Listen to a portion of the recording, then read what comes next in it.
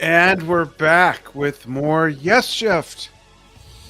Hey everyone, that's Dan, my dad. I'm Steven, his son, and on this episode, we're celebrating the 59th birthday of former Yes vocalist Benoît David. And uh, it was kind of tough trying to find something we hadn't listened to before because we've heard his Yes stuff, we've dabbled in his mystery stuff, but I found a couple tracks from this Canadian prog rock band called Hamadryad, and so there were two of these tracks. I'll go ahead and show the album covers in a moment, but oh, I pressed the wrong button there. So, okay, but yeah, so this was I'm not sure if they're still active. They might be, like their website is still up. It says contact, but I think they also have other artists under the same label. Like one of them that I saw listed as an upcoming event is called Time for Pink Floyd.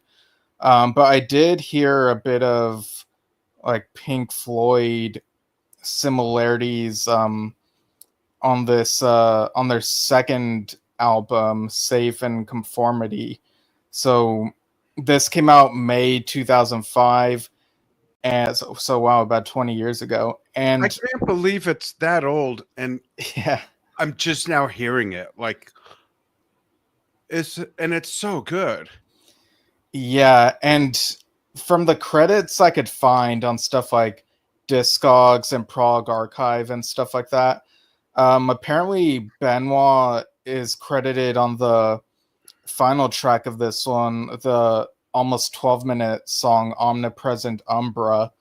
But it was hard for me to like find him on that. I think he might be like the backing vocals toward the end, adding some textures, but they're really hard to hear on that one compared to the other track we'll talk about. But what were your overall thoughts, Dad, on that and I guess this band? Well, the band, we'll start with that, is really good. And my very first impression was that the lead singer sounds a lot like a very young Greg Lake to me. Oh, okay. Did you Yeah. catch that at all? No, but like the way he was singing on one of the tracks, I think the opening one, Yeah. Anatomy of a Dream, it I didn't think of Greg Lake, but the way that the words are being sung in the cadence kind of reminded me a bit of Pink Floyd. Like there's stuff on this album in particular that reminds me of late 60s psychedelia. Yeah. Yeah, Um, for sure. That too.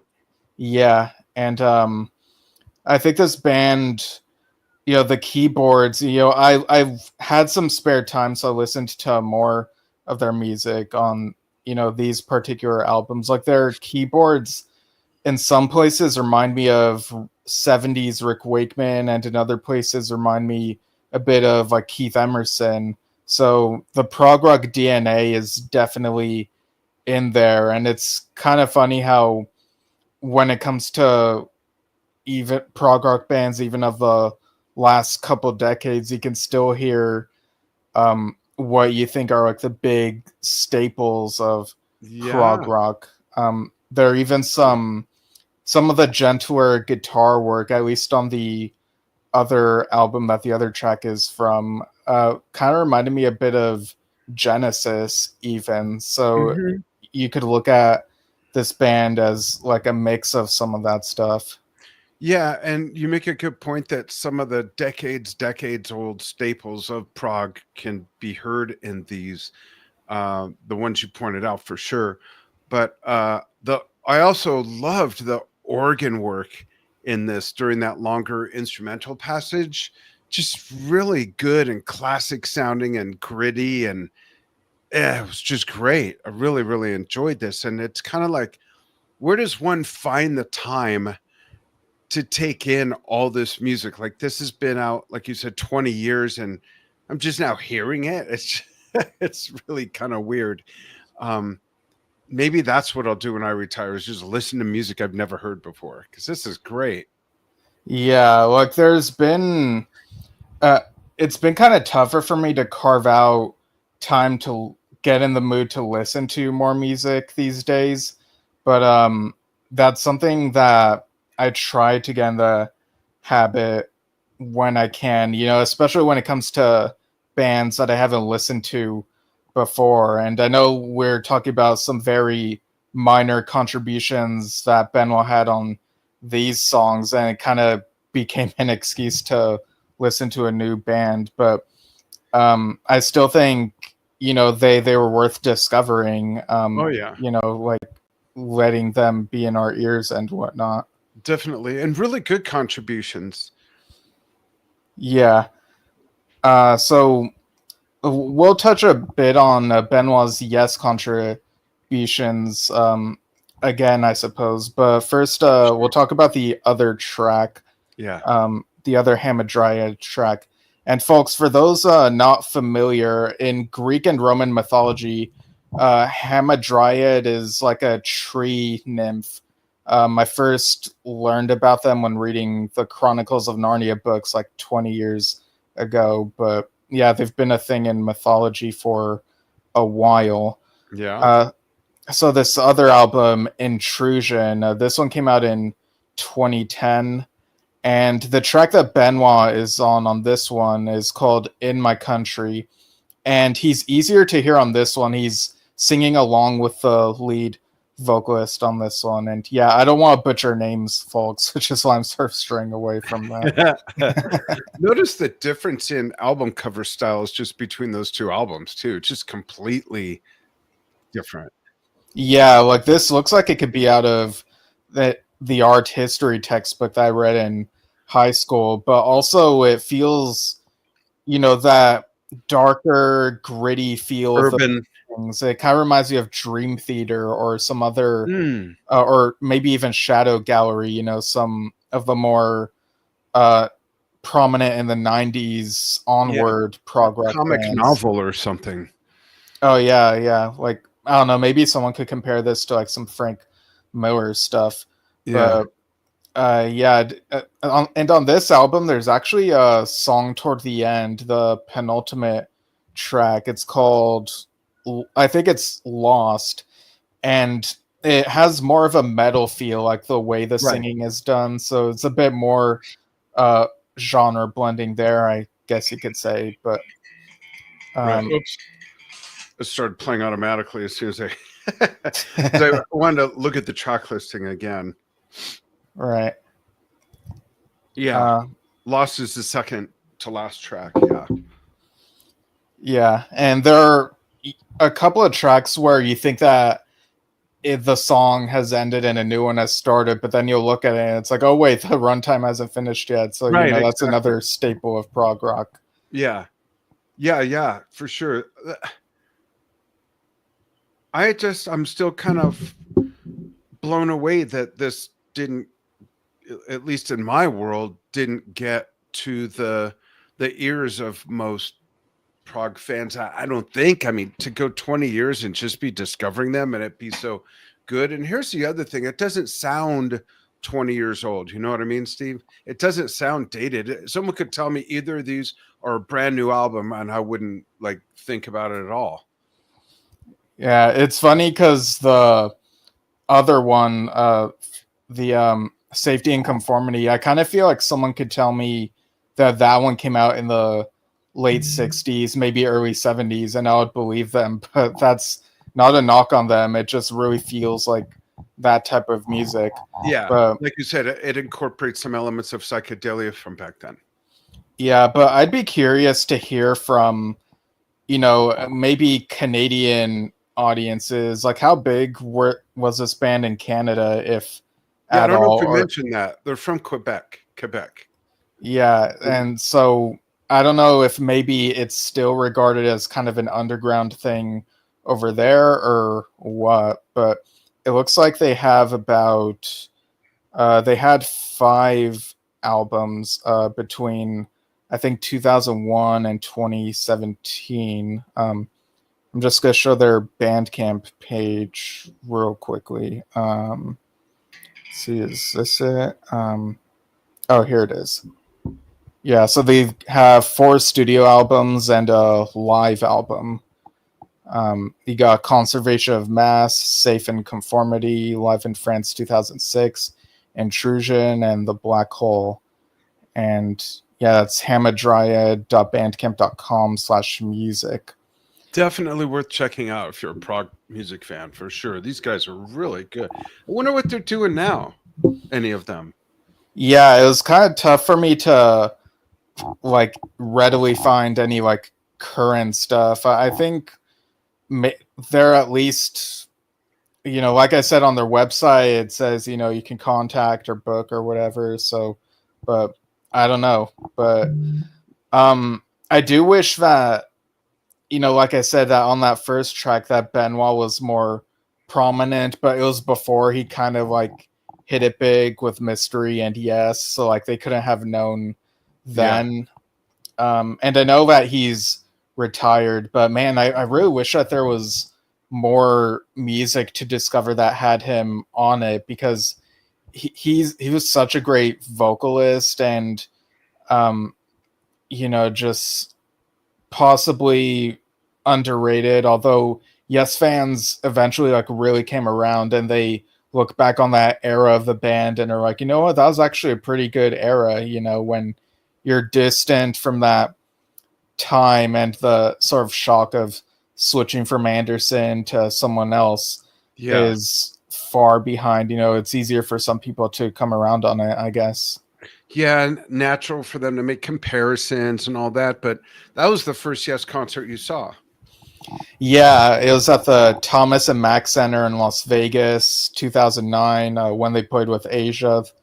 And at that time, I guess we weren't really sure if John would ever be back in the band. And I think back then I was, I was super into the concert, but in the back of my head, I also thought, okay, maybe someday when John is better, he'll be back, or maybe I'll see him at a solo concert when he's better. And I have seen him in his solo concert, with the 1000 Hands tour and with the Band Geeks. So, even met him a couple times. But yeah, for a first Yes concert, that one with Benoît and Oliver and the rest of the guys, was they really brought their A game with that concert. Machine Messiah, Astral Traveler, like they brought in the big guns there. Really neat cross section of eras that they performed.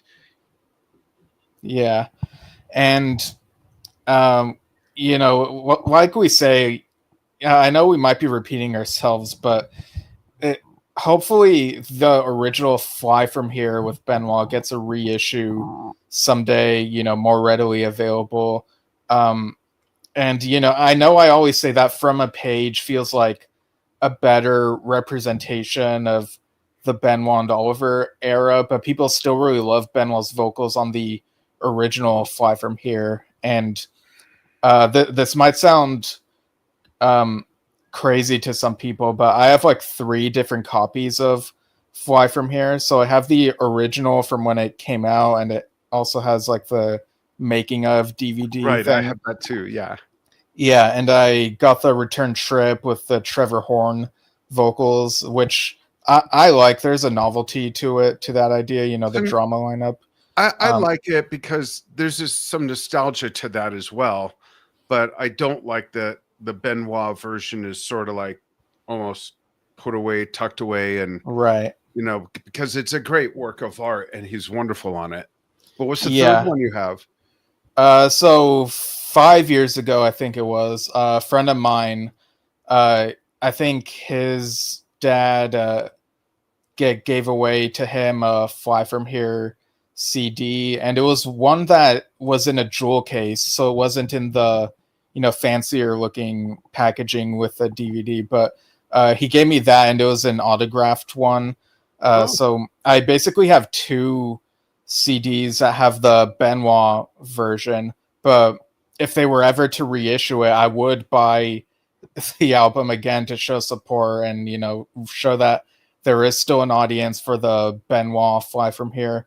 And even if they were to re-release it as part of a package that also has the Trevor Horn version, like I said, I like that version too, but I already have it, but I'll buy it again if it means like showing support for the Benoît version as well. What about, is there an official concert product from that era?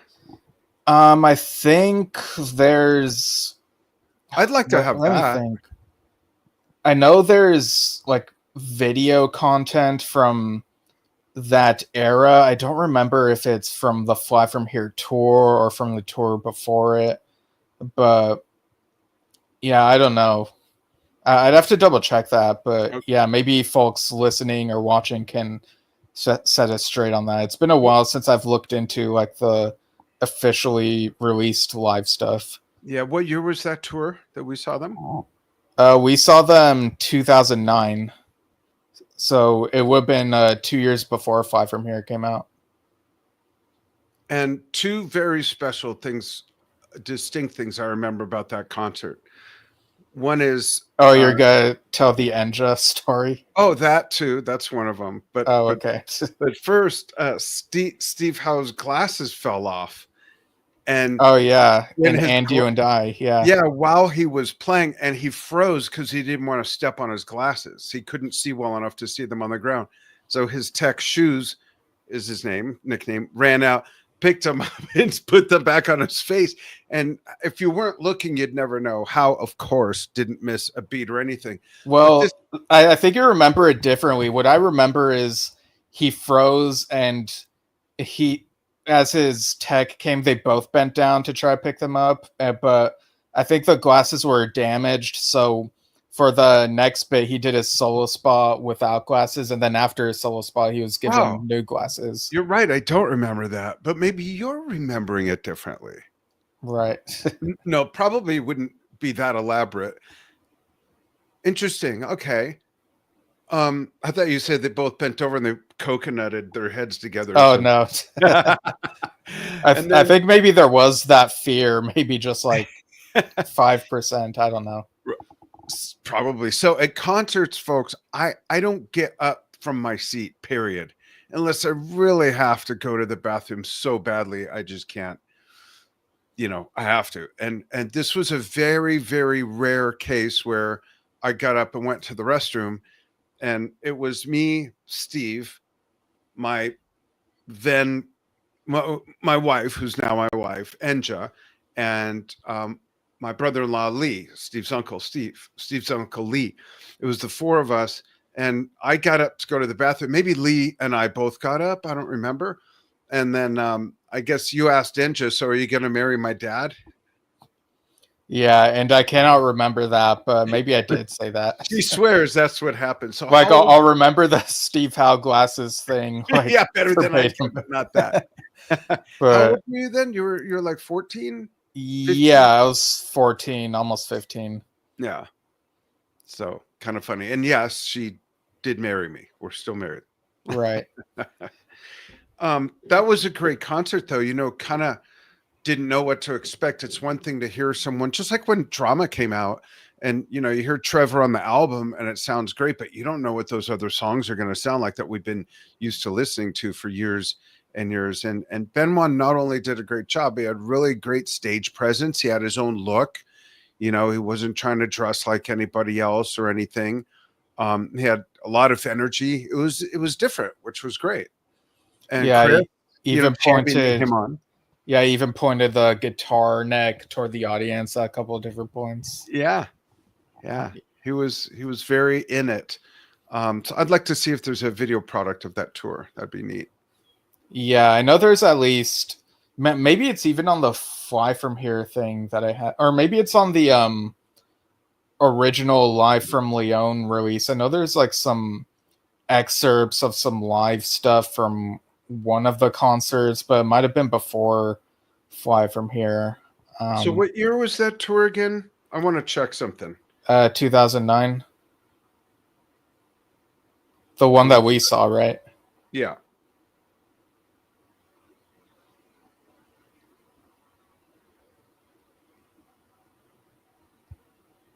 He's looking it up on his phone, I think. I'm looking to see if there's a clip of him losing his glasses. Like that's more important to me than the live product. Oh, is this it? No, that's something else.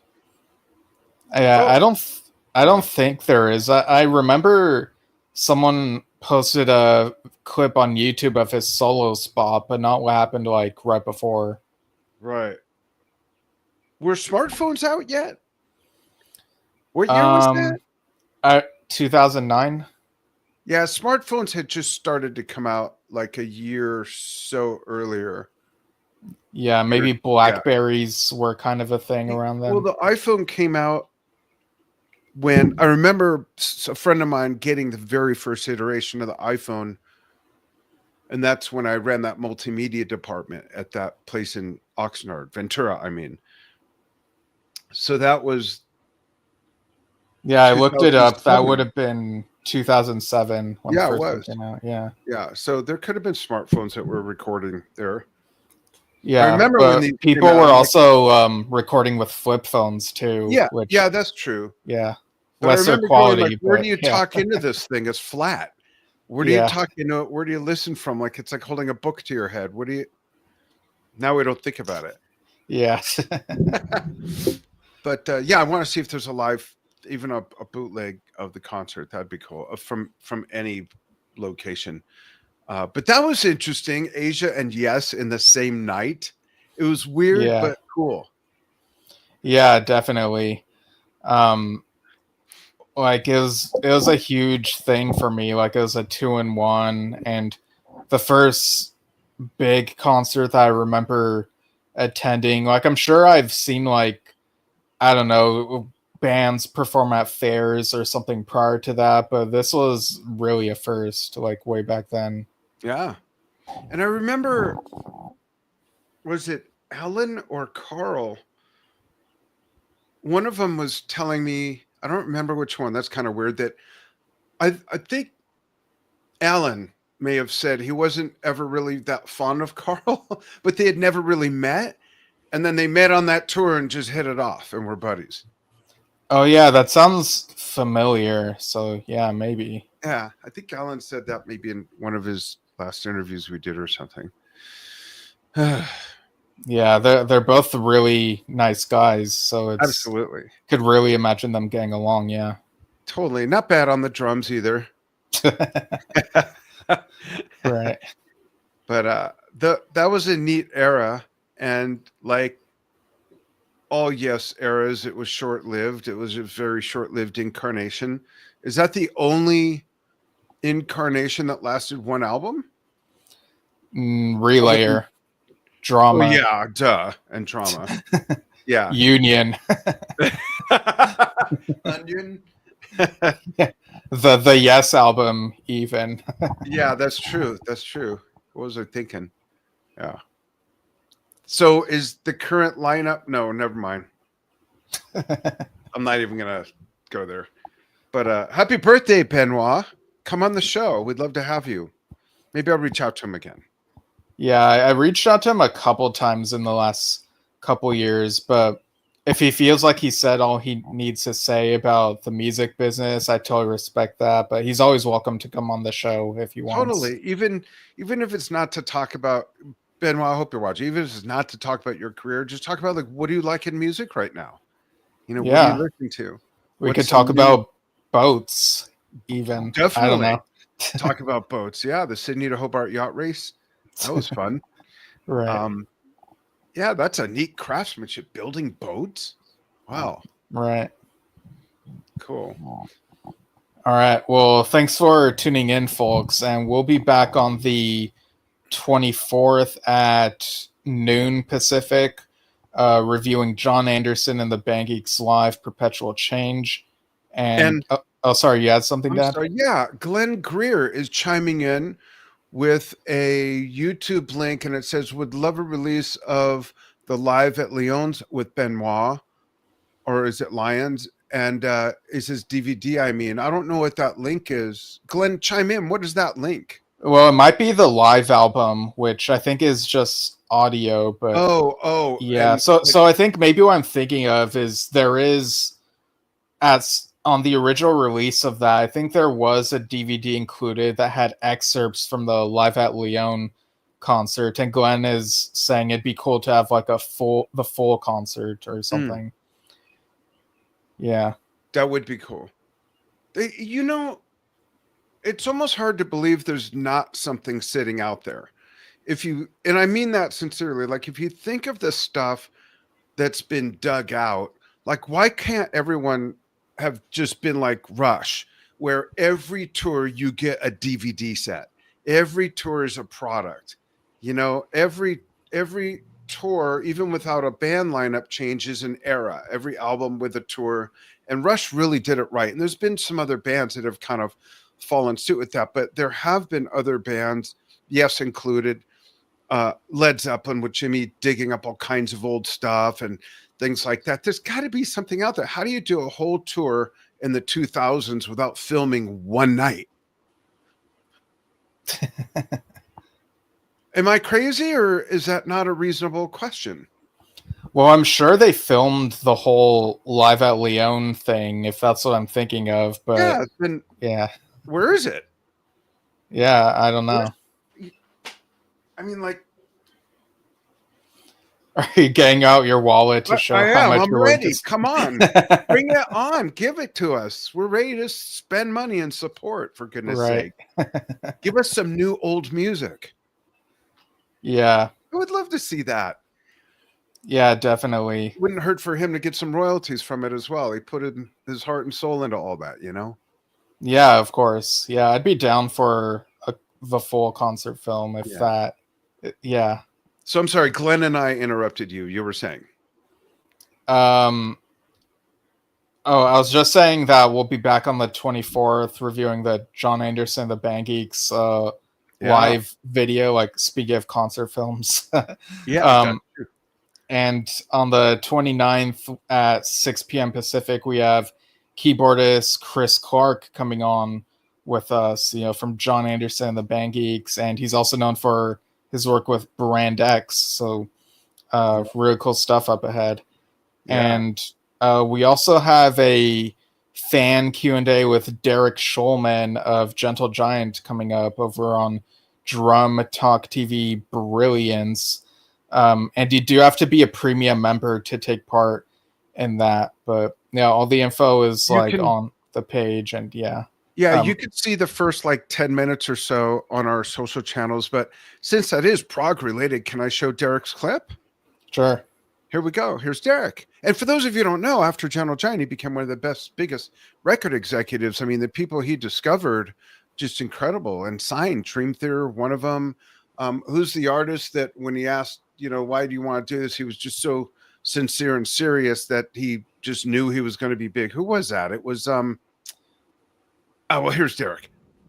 Hello, I'm Derek Schulman. You may know me from my work with Gentle Giant, and we're releasing Playing the Fool, the complete live experience. If you'd like to ask me about anything related to Gentle Giant or my work as a record executive, anything to do with the music industry, you can do so by becoming a member of Drum Talk TV Brilliance over at drumtalktvbrilliance.com. That's drumtalktvbrilliance.com, all in one go. You'll be sent access to a Q&A session. It'll take place on Thursday, April 24th, 6 p.m. Pacific, 9 p.m. Eastern, U.S. time. Read the details in the post and we'll see you there. Bye-bye. Yeah, if you have any questions about the music industry, this is not only the man to ask, but he's so generous with his experience and wisdom from what he's, gleaned from being in the record industry for so long. And then on May 4th, we have one of his partners in crime, John Weathers, the drummer from Gentle Giant. They're releasing, what is it called? It's Playing the Full experience or something a complete experience. Yeah. Complete experience. So there's a whole extra album's worth of material that's being included, a triple album and a new packaging and stuff. So excited to have both of them on, and it's your chance. So sign up at drumtalktvbrilliance.com and be part of that Q&A and learn all about his history, the music industry history, and what's going on now with record labels, what the deal is. Yeah, definitely. So thanks for tuning in, everyone. And you can follow us at Yesshift on Facebook and YouTube, and type in any podcast app. You might find us. We're pretty easy to find. You can write to us via yesshiftpodcast@gmail.com. And yeah, so thanks for tuning in, and we'll see you all soon. Bye, Thanks, everyone. everybody. Bye-bye.